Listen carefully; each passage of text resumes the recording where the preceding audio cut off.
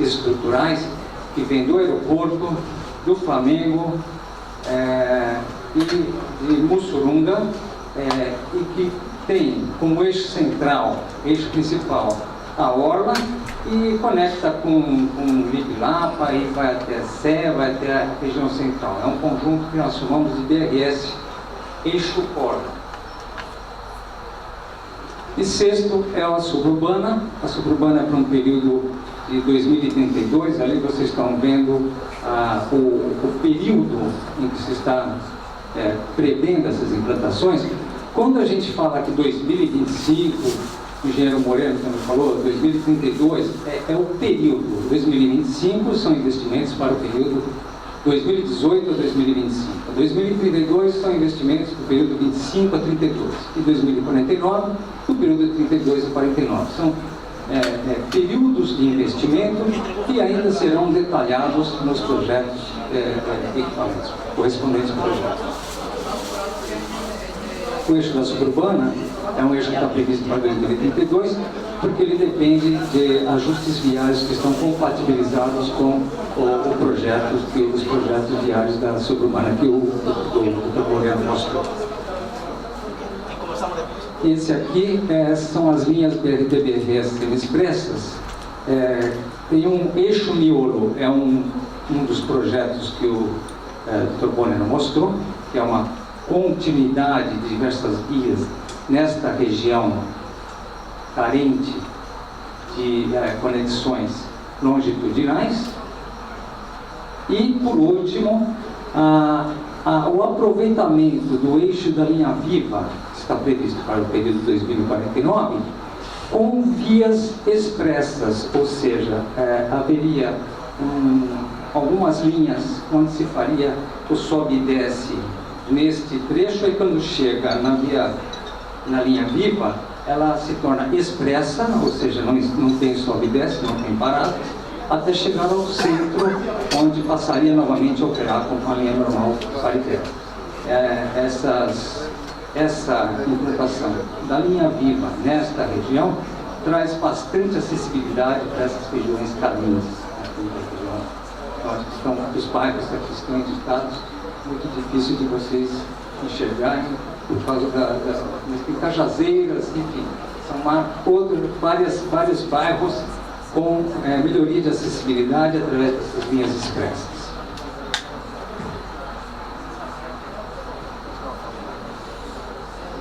Esse é um exemplo do BRT de Ibirapa, é uma ilustração. Esse aqui é um exemplo do BRT de Belo Horizonte, projeto do qual nós participamos. E aqui nós temos o conjunto de vias que passariam a ter o sistema BRT. Esse aqui é o BRS, esse é o exemplo do Rio de Janeiro, que tem, por uma especificidade do Rio de Janeiro, tem mais de uma faixa operando. E aqui é a rede de linhas que opera, vamos dizer assim, em termos de exemplo, embaixo da rede estrutural. Essa é a rede que conecta todo o espaço da cidade de Salvador aos eixos estruturais. E essa rede foi toda redefinida. Ela tem um número de linhas menor do que o número de linhas atual, mas ela tem uma frequência melhor, ela tem uma frequência maior, e isso permite dar mais confiabilidade ao sistema. Então esse aí é o segundo nível das nossas linhas, que são as linhas convencionais alimentadoras, que vão estar conectadas com aqueles eixos de linhas estruturais que eu mostrei anteriormente. Então a frota de 42% da frota vai ser composta por veículos de grande capacidade e de preferência com ar-condicionado. Com relação à articulação do sistema metropolitano, foram definidos os pontos onde serão seccionadas as linhas metropolitanas. Isso é um entendimento da Prefeitura de Salvador com os municípios da região metropolitana e com as operadoras de linhas. Então, nós teremos pontos pré-definidos, é um contrato de programa, né? Espero que eu estou corrigindo aqui o secretário. E esses serão os terminais, os pontos onde essas linhas serão seccionadas, né? São Luís, Águas Claras, Mussurunga, Itapuã e Aeroporto.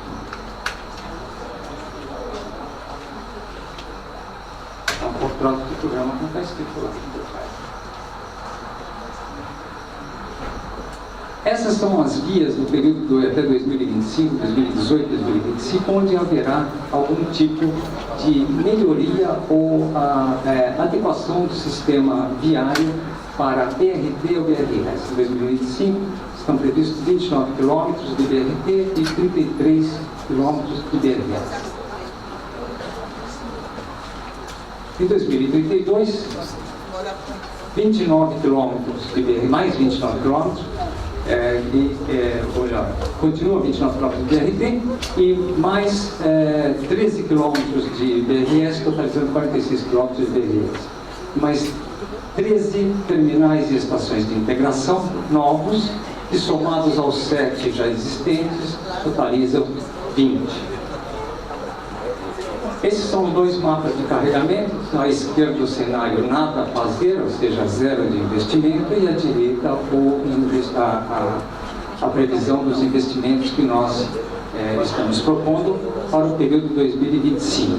Nós vemos aqui no caso do cenário nada a fazer, é a situação de maio de 2017. E o que aconteceria em 2025 em termos de carregamento da rede, e o que acontecerá em 2025 com a rede, com os investimentos de metrô, BRS, BRT, conforme nós estamos prevendo. Quantificando, através de modelagem, todos esses números que eu estou mostrando, que o engenheiro Moreira mostrou, são números decorrentes de um processo de modelagem onde todos os dados de rede, de população, de demanda são carregados e simulados e geram os resultados, tanto de nível de serviço, como nível de velocidade, tempos de viagem, etc. Então nós temos, na situação, entre a situação atual e a situação nada a fazer de 2025, um aumento no tempo de viagem da ordem de 15%. E com o cenário futuro, conforme nós estamos prevendo e propondo no Promove, nós temos uma redução de 22% no tempo médio de viagem. Para o período, para a velocidade, nós temos exatamente o contrário. A velocidade aumenta e o tempo cai. Então, existe uma melhora na velocidade entre o 2017 e 2025, e com os investimentos previstos, nós temos uma melhora substancial na velocidade. Acho que não cabe aqui ficar detalhando exatamente os números, né? Nós podemos debater se for o caso. Os resultados principais indicadores são tempo de viagem. Nós temos aqui as 4 situações. A situação atual, nada a fazer, a rede futura, e a rede futura com aquelas medidas de controle de demanda, de gestão de demanda, que o engenheiro Moreira nos apresentou. Nós temos assim, entre a situação atual, ou melhor, a situação prevista para 2025, sem as medidas de demanda e com as medidas de demanda, é uma redução muito sensível, né? Uma redução muito pequena, muito insensível. Mas em relação à situação atual e à situação nada a fazer, é bastante substancial a redução do tempo de viagem.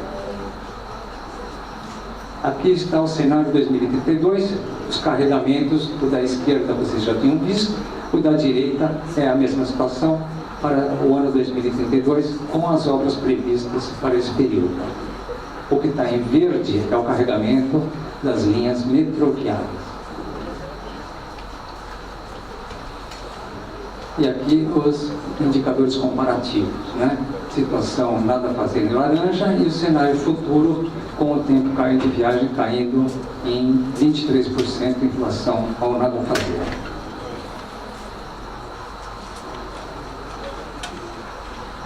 E aqui o carregamento para o horizonte 2049, muito semelhante, porém com demandas muito maiores.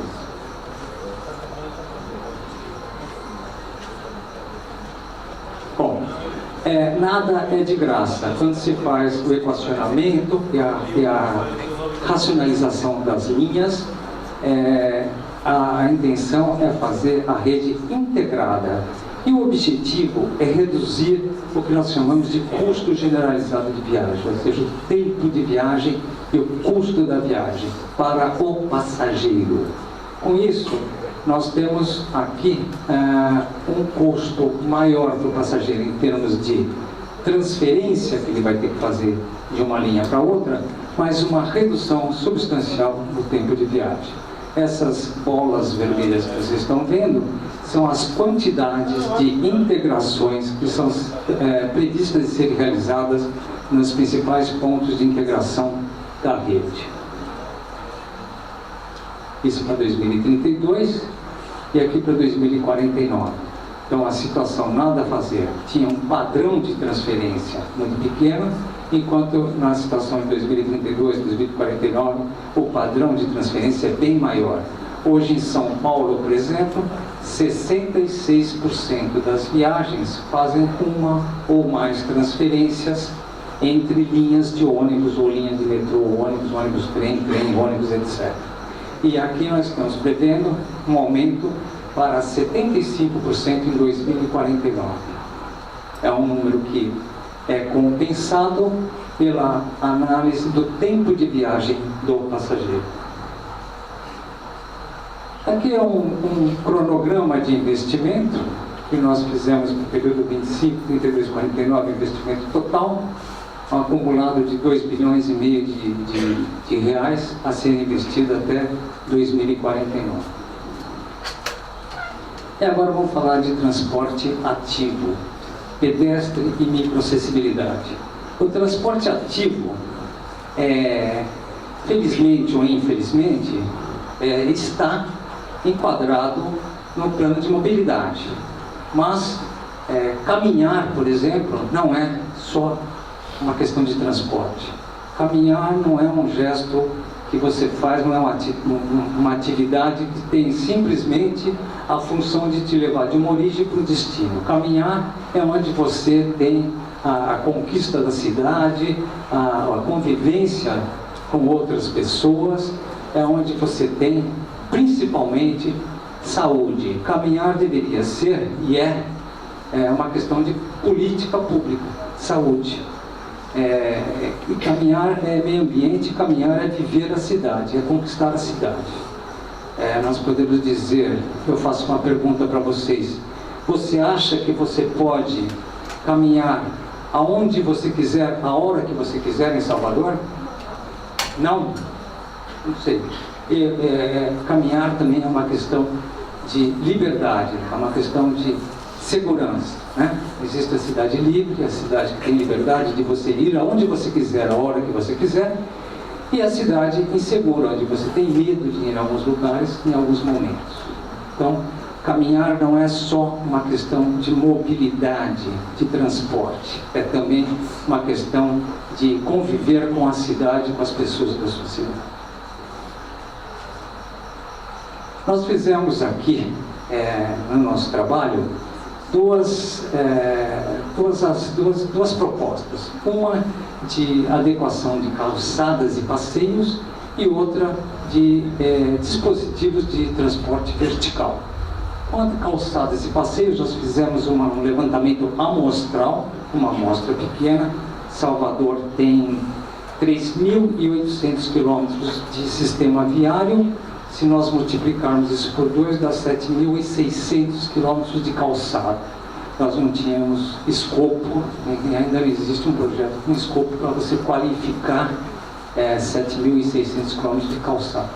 Mas nós chegamos a um levantamento que foi feito prioritariamente no entorno de acesso ao transporte coletivo, que nos indicou que 58% das calçadas precisavam de algum tipo de qualificação, de requalificação, algum cuidado. 20% eram calçadas adequadas e 22% era simplesmente calçada que foi considerada tecnicamente como inexistente. Quando eu falo tecnicamente, nós estamos usando os conceitos da norma brasileira NBR 9050, que trata de padrões de caminhabilidade, qualidade de calçada, etc. Bom, então nós fizemos a seguinte proposta: vamos levantar todas as vias por onde passa pelo menos 40 ônibus por hora no momento de pico por sentido. Nessas vias nós vamos propor uma melhoria de qualificação de calçadas. E com isso nós fizemos este mapa que indica as calçadas que precisam ser requalificadas e que estão com frequência de ônibus entre 40, 60, 60, 80 e maior que 80, totalizando 308 km de vias. Veja, se nós temos um universo de 7.600 km ou 3.800 km de vias, nós estamos falando de requalificar aqui no Planmob ainda, inicialmente, apenas 300 km. Ou seja, o projeto de caminhabilidade, de requalificação de calçada de Salvador é um projeto que deve ser bem maior, que deve fazer parte de um programa. E o que nós estamos propondo aqui é um programa e não exatamente um projeto. Os recursos financeiros foram definidos para o período até 2032, sendo que, na sugestão do Planmob, nós conseguimos identificar, neste gráfico, as regiões, as macro-regiões de Salvador, e damos prioridade para aquelas onde os estratos de renda são os mais baixos. E com isso, então, foi feita uma programação de requalificação de calçadas na região do miolo e do subúrbio, e depois, com prioridade menor, a da orla atlântica e da área central.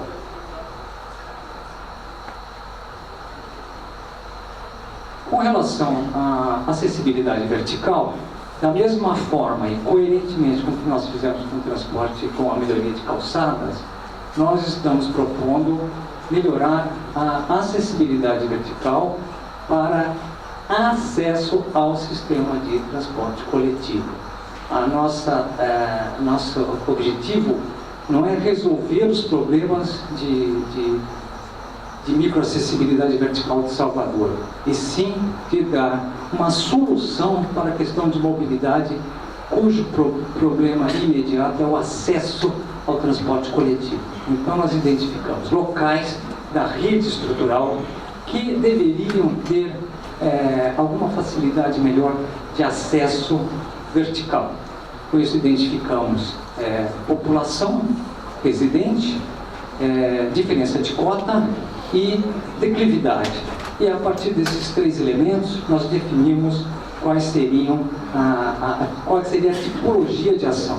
Então nós propusemos requalificação de escadas, construção de novas escadarias, escadas rolantes que não existem em Salvador, e escada rolante pública, a não ser dentro do metrô, mas escadas rolantes como existem, talvez eu mostre aqui o caso de Medellín, que é um sistema público na via, planos inclinados, que você já conhece, elevadores, e um programa de implantação de teleféricos de muito longo prazo, porque custa muito caro, que permite a conexão entre cumeadas. É lógico que isso vai ter que passar por um processo de planejamento local, de planos de bairro. Aqui estão os pontos onde foram feitas as propostas de requalificação de escadarias. São 69 pontos em escadarias existentes e 18 novas escadarias, todas elas colocadas e definidas no entorno da rede estrutural de transporte coletivo. Aqui estão as escadas rolantes. A escada rolante é um problema enorme porque ela exige cooperação. É um equipamento eletromecânico que exige cooperação, manutenção, fiscalização, etc. Ou seja, toda uma questão de gestão pública de um equipamento. Não é um equipamento barato e a sua operação também não é barata. Mas existe uma proposta de 44 escadas rolantes, sendo que 22 delas seriam implantadas pelo metrô. E 20 novos planos inclinados, também definidos nos entornos dos eixos estruturais de transporte coletivo. E aqui uma definição do que seria, bom, aqui são os elevadores, proposta de 6 novos elevadores para dar conexão ao sistema estrutural de transporte coletivo. E no caso dos teleféricos, nós fizemos uma proposta que permite conectar ou interligar comeadas de regiões que tinham uma densidade populacional relativamente alta e que dava também acessibilidade ao sistema de transporte coletivo. Sempre o transporte coletivo está como uma prioridade no transporte ativo. Com isso, definiu-se então um cronograma e os valores de investimento para transporte coletivo. Os teleféricos, como vocês podem ver aqui, 1 bilhão e 400, eles são caros, são equipamentos sofisticados, são equipamentos que exigem gestão, manutenção e provavelmente vai ter um modelo de contratação ou de concessão para que seja operado, como é o caso no Rio de Janeiro, em que o teleférico que existe lá, no Morro do Alemão, ele é operado por uma empresa privada sob regime de concessão. Eu vou chamar agora o arquiteto Ricardo Corrêa para ele dar continuidade à questão do transporte ativo com agora a questão de ciclovias e transporte ciclovia. Em princípio não. Olá.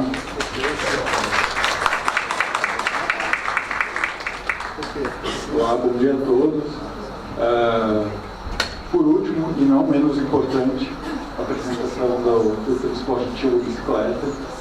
Primeiramente, queria saber quem anda de bicicleta aqui, quem conhece a cidade de bicicleta, quem veio de bicicleta. Tem paraciclo. Essa é uma questão abordada no plano de todos os prédios públicos incentivarem o uso da bicicleta. Eu sou usuário da bicicleta também, uso cotidianamente a bicicleta. A Fernanda, que vai apresentar também a usuária da bicicleta depois, que ela vai falar. Mas a bicicleta ela é apresentada no plano como integradora dos demais transportes. Ela, na escala macro de investimentos da cidade, ela está sempre ao lado das novas infraestruturas propostas. Então, ela é essencial como conectividade entre o pedestre e o transporte coletivo e mesmo o sistema viário. Então, a intermodalidade é uma das principais razões da bicicleta estar representada no final. Vocês não poderiam entender, é difícil de compreensão entender a proposta do planejamento cicloviário se ela tivesse inicialmente. Ela tem que ser apresentada por último, porque ela integra todo o macroplanejamento feito tanto para transporte coletivo, então viário, pedestres, enfim, ela que permite a acessibilidade à cidade na escala micro e na escala macro. Então, ela é complementar a todos os outros modos. Enfim, a gente tem um grande potencial que a gente não tem essa medição específica para o circulador. Grande dificuldade no mundo hoje fazer uma simulação para a bicicleta numa cidade do Porto Salvador, mas hoje a gente já tem 3% de ciclistas. Então, se a gente olhar aqueles tramos que estão em vermelho ou mais escuros na simulação diária, a gente tem uma potencialidade de ter a bicicleta como mais de 15% a 20%, se a gente pensar no horizonte a longo prazo, e consequentemente impactará no transporte coletivo e no sistema viário. São sistemas complementares. Então a gente tem uma possibilidade da bicicleta auxiliar a fluidez da cidade como um todo. Então ela é parte muito importante da solução e de acesso à cidade, porque o acesso à cidade,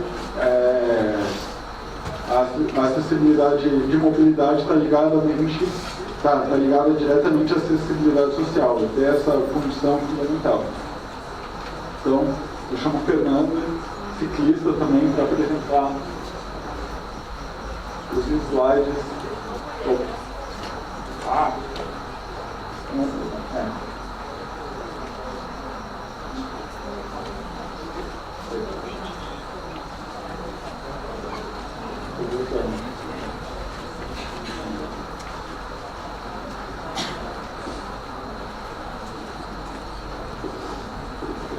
Olá, bom dia a todas. Bom, então, conforme mencionado, a gente deu bastante ênfase às conexões com o transporte coletivo e o transporte vertical do existente previsto.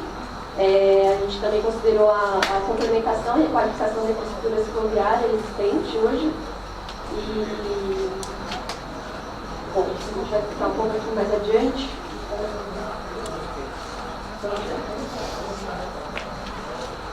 Então, essa é a situação existente. A gente considerou aqui as ciclovias de ciclofaixa.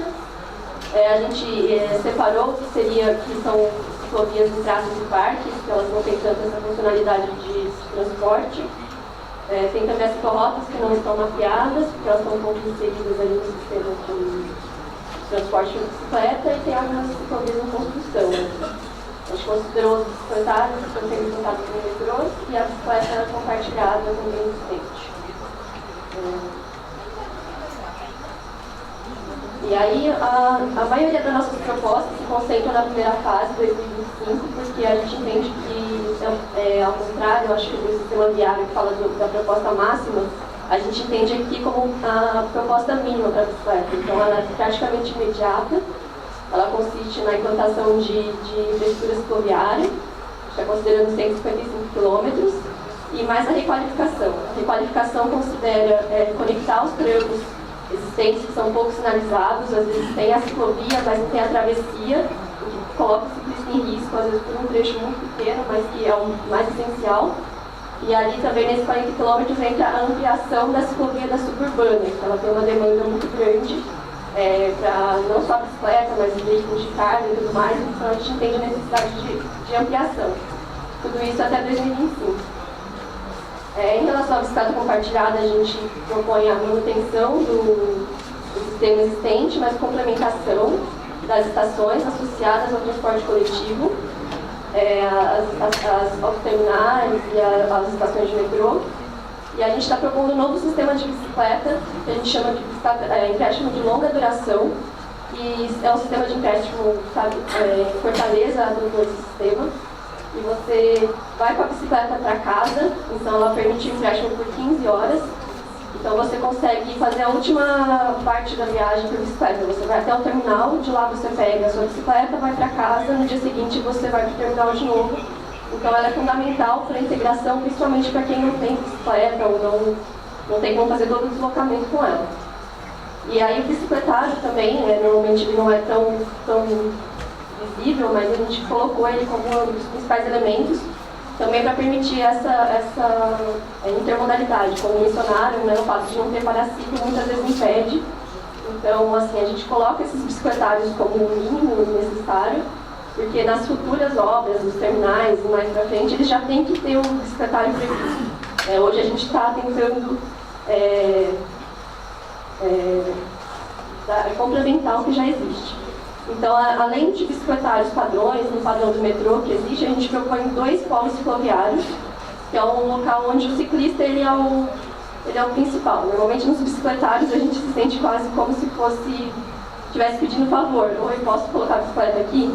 E nesse caso o polo cicloviário ele não tem só lugar para guardar a bicicleta, ele tem atendimento, tem oficinas, tem informação, tem coleta de dados, ele é um ponto onde o ciclista é o foco. Associado a terminais também. Então a gente propõe.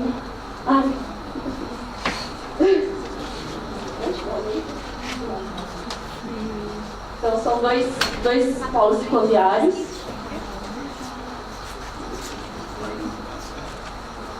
Está escondido aqui. Para permitir essas conexões macro. Eles têm uma grande escala. E aqui os outros bicicletários a gente tem os médios, que são associados aos terminais, e os pequenos, que é para as estações de BRT que estão sendo previstas, que aí não é um bicicletário, não é uma grande infraestrutura. A gente está propondo assim, paraciclo que tenha segurança, que esteja num lugar visível e de fácil acesso. Para os bicicletários, nos relatórios a gente explica algumas necessidades, então ele tem que ser de fácil acesso ao ciclista, porque hoje a gente vê que tem uma certa dificuldade, assim, os bicicletários estão sendo implantados ainda, então a gente tem que pedir para o operador ir lá, descer, abrir o bicicletário, voltar, isso demora já meia hora e a ideia da bicicleta ser facilitador acaba sendo um pouco dificultada. Então a gente propõe tudo isso no relatório e para a segunda fase,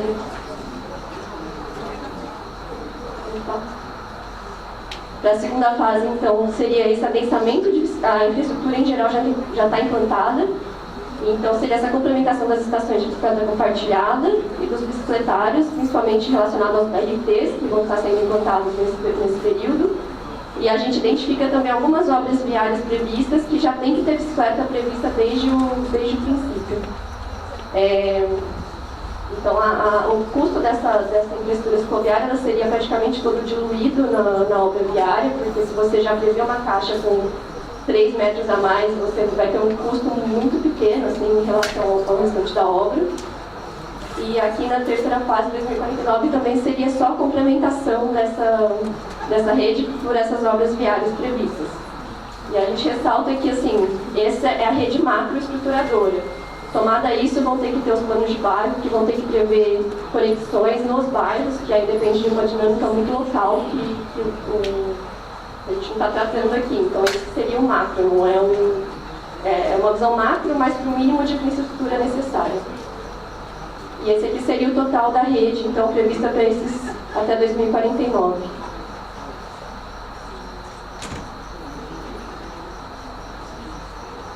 Então, aqui só sintetizando os custos.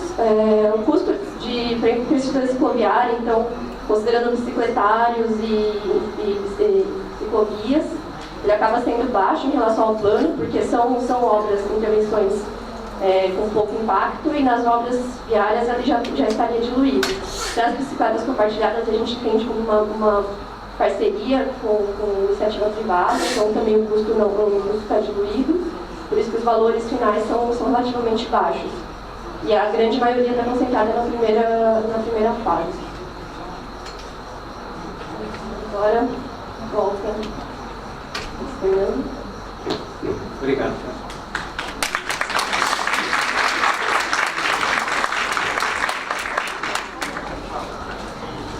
Por exemplo, falar de avaliação socioeconômica, menos importante do que os números é o conceito. A avaliação socioeconômica não tem nada a ver com a avaliação financeira, não é quanto que a sociedade vai ganhar. É uma avaliação que considera os benefícios que um determinado empreendimento público pode gerar para a sociedade. Quais são nos transportes os benefícios que se pode dar para a sociedade? Ganho de tempo. O tempo tem um valor. De acordo com os órgãos que dão financiamento a governos, o valor do tempo é, regra geral, 1/3 do quanto você ganha por hora trabalhando. Esse é um critério que foi adotado internacionalmente. Por que a gente faz avaliação socioeconômica, não avaliação financeira? Porque qualquer projeto que a Prefeitura de Salvador levar para qualquer órgão de fomento financeiro, seja o Banco Mundial, seja o Banco Interamericano de Desenvolvimento, seja a CAF, Conselho Antigo de Fomento, seja o BNDES, seja a Caixa Econômica Federal, qualquer tipo de empréstimo será feito com base num projeto, num plano, que é isso que a Prefeitura fez, plano diretor e um plano de mobilidade e a sua correspondente avaliação socioeconômica. Ele quer saber se o valor gasto pelo setor público é um valor que é socioeconomicamente benéfico à sociedade. Então a gente considera os seguintes parcelas: tempo ganho ou tempo perdido. 2. Probabilidade de redução do número de acidentes. Esse também é um número mágico que se tira a partir do número de veículos quilômetros transitando no sistema viário. Redução de acidentes. Terceiro, redução das emissões de gases do efeito estufa, CO2, que daqui a alguns anos vai começar a valer dinheiro. Ainda não vale dinheiro, porque no Acordo de Paris somente alguns países estão pagando pelo sequestro de carbono. Mas daqui a pouco muitos países vão querer pagar, e o Brasil é um dos países que tem possibilidade de sequestro de carbono. A outra é poluentes locais, NOx, SOx, são os poluentes da atmosfera, que não são os poluentes de gases de efeito estufa. Então, essas parcelas, quando são reduzidas, são transformadas quantitativamente em um valor monetário. Esse valor monetário é definido tecnicamente, não por nós, ele é definido tecnicamente por uma definição de padrão de avaliação socioeconômica internacionalmente. Então, o que nós fizemos foi simular uma situação de não fazer nada contra uma situação de fazer alguma coisa. Essa alguma coisa, o que é? É aquilo que está previsto no PRAMOB.